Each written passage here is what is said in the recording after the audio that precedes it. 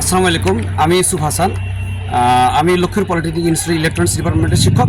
আমরা আসছি মূলত দেশের যে ক্রান্তিময় পরিস্থিতি, বন্যা পরিস্থিতি, এখানে আমরা কাজ করার জন্য এসেছি। আমাদের কেন্দ্রীয় রাজশাহী থেকে আমরা আসছি মূল টিম।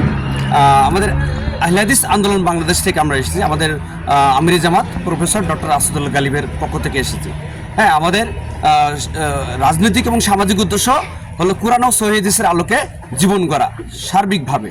হ্যাঁ, ওকে। আমরা এখন আসছি লক্ষ্মীপুর, নোয়াখালী, তারপর ফেনী, কুমিল্লা, বিভিন্ন স্পটে আমাদের ত্রাণ ক্যাম্প আছে।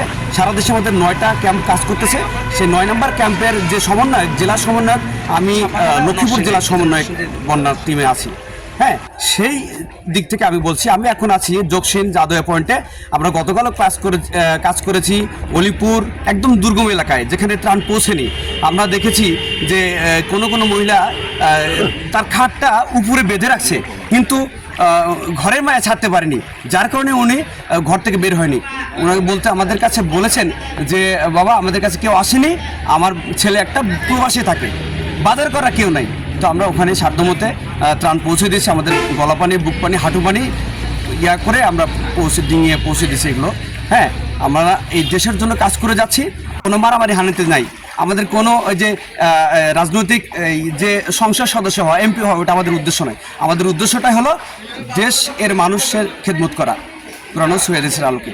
তো ধন্যবাদ সবাইকে পাশে থাকার জন্য। আমি আবার ধন্যবাদ দিচ্ছি আমাদের সাংবাদিক ভাইদেরকে। ওনারা অনলাইন প্রচার মাধ্যম এবং টেলিভিশন বা বিভিন্ন পত্রিকার যারা সংবাদকর্মী আছেন, তাদেরকে আন্তরিকভাবে ধন্যবাদ জানাচ্ছি। আহলে হাদিস আন্দোলন বাংলাদেশের পক্ষ থেকে ধন্যবাদ জানাচ্ছি। আপনারা আপামর এই দেশের যে ক্রান্তিময় পরিস্থিতি, এটা সর্বোচ্চভাবে প্রচার করে দিন।